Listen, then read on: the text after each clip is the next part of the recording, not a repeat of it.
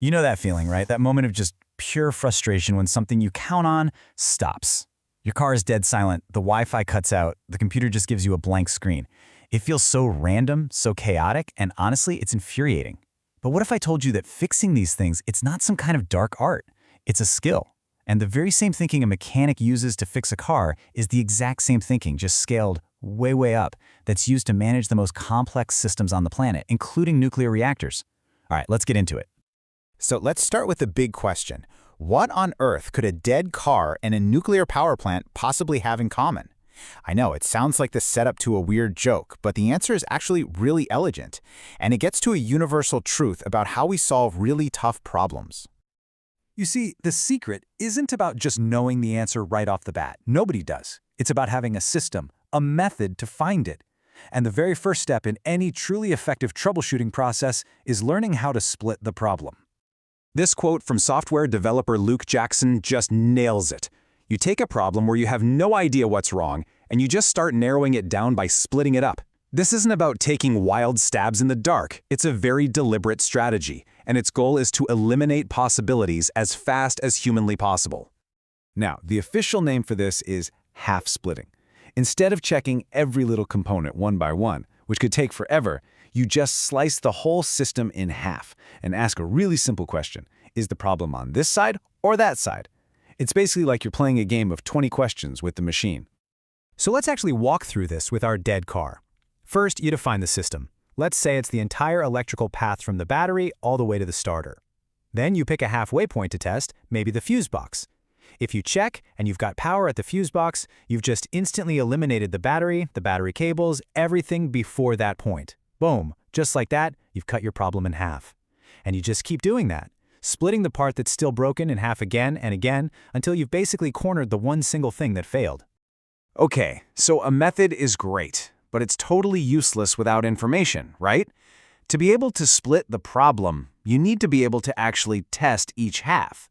And that means you have to go hunting for clues. And this is where intuition kind of takes a back seat to real investigation. You see, effective troubleshooting isn't about having a gut feeling. It's a data-driven process. The pros don't guess, they measure. And to do that, you need the right tools.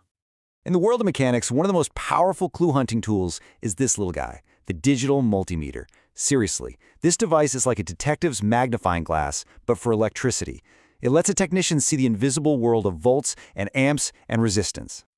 This is just a perfect example of how a tool gives you the hard data you need to split the problem. Take a simple continuity check. That test just tells you if a wire is a complete circuit or if it's broken somewhere. A single beep from that multimeter can instantly tell you that miles of wiring are perfectly fine. Or a parasitic drain test can reveal some sneaky circuit that's killing your battery when the car's off. Each test gives you a clear yes or no, which lets you just slash your list of possibilities with every single measurement.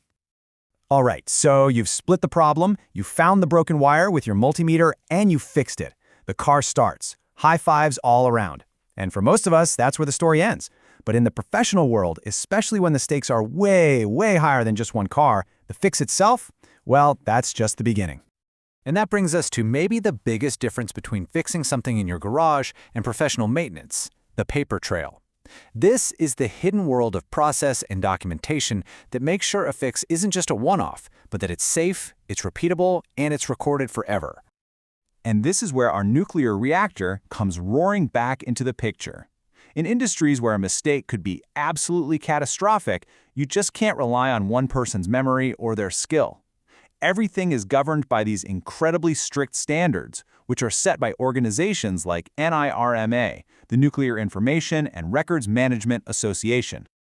Now, NIRMA makes this really important distinction between two things that sound the same but are totally different. Document control is all about the present. It's making sure that every single technician is using the exact same up-to-the-minute procedure. Records management, on the other hand, is about the past. It's preserving the evidence of what was done, who did it, and exactly when they did it. What this does is create a complete information ecosystem. Nothing is left to chance. A procedure starts out its life as a draft, it becomes an active, quality document that's used for the actual job, and then, once the work is done and signed off, it transforms into a permanent record. It's a full, completely auditable life cycle for information. And the absolute key to making this whole thing work is something called the controlled document. This is not just a memo somebody typed up. Think of it as a living document that's under super strict version control. It's designed to prevent a nightmare scenario, like someone using an old, outdated schematic to work on a critical piece of equipment. So, this isn't just bureaucracy for the sake of it. It's a safety system that's literally built out of paper and process. It makes sure every procedure is reviewed by the right people, that it's approved, and maybe most importantly, that the correct version of that document is physically there when the work is being done. That's what stops mistakes from happening because of bad information. And here's what that looks like in practice.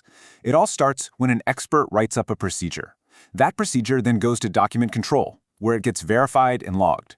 Then, controlled copies are sent out to the team on the floor.